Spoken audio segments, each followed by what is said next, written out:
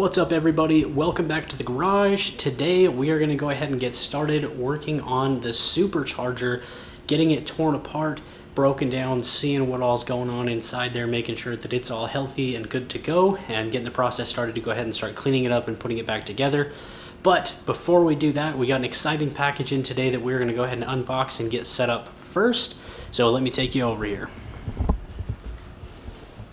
So today we received a freight delivery in. This is the engine hoist, all set up and, well, not set up, all packed up in 2 boxes.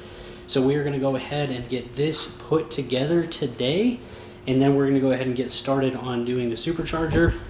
Now the reason that I'm not going to pull the engine today, even though I have the engine hoist, is because I want to pull it out and then immediately put it onto the engine stand, which we don't have yet. I think that should be coming in tomorrow or early part of next week. I'm still not too sure. The tracking is not real clear on that, but hopefully it'll be here in the next few days and we'll be able to get that pulled out and put on the engine stand. But for now, we're going to go ahead and get the engine hoist set up, and then we're going to go ahead and move straight over to the supercharger and start getting that torn apart.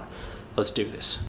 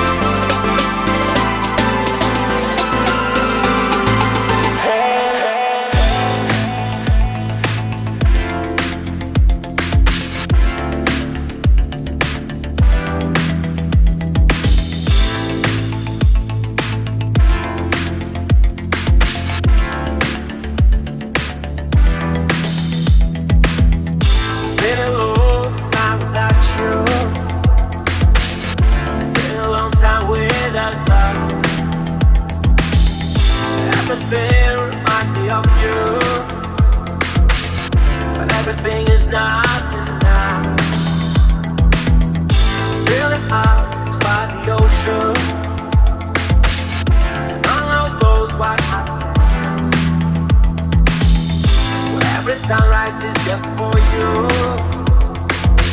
So come along and take my hand.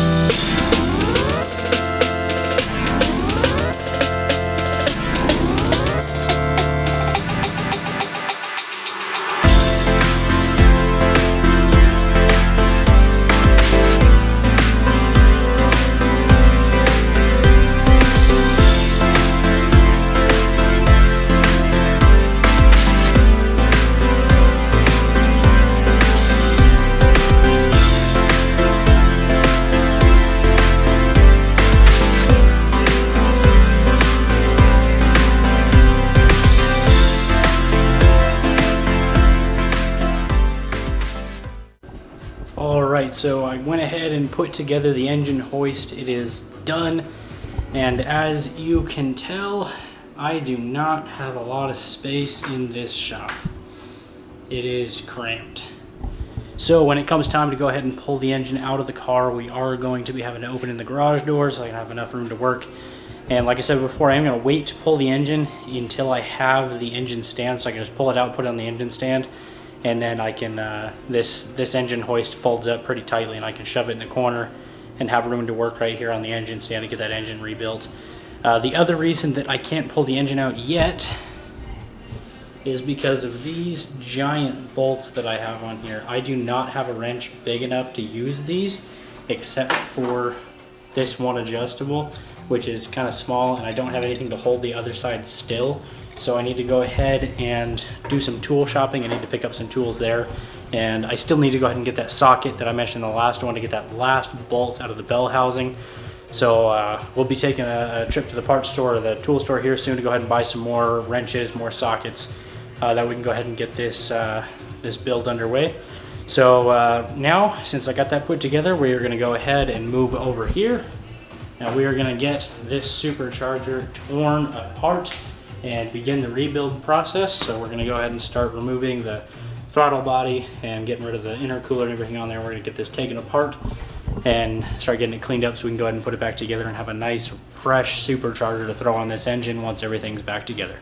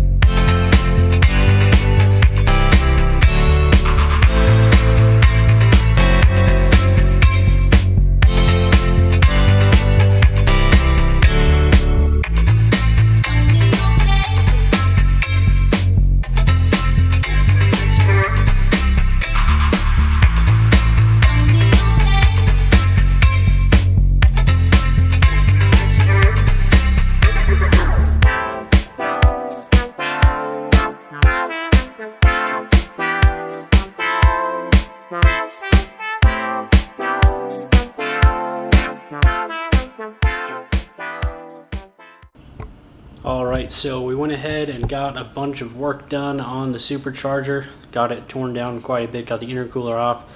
And I want to show you guys some of the stuff I found. I can't get it taken apart all the way. I'm going to need to get a few more tools that I didn't really realize I needed until I got it cleaned up.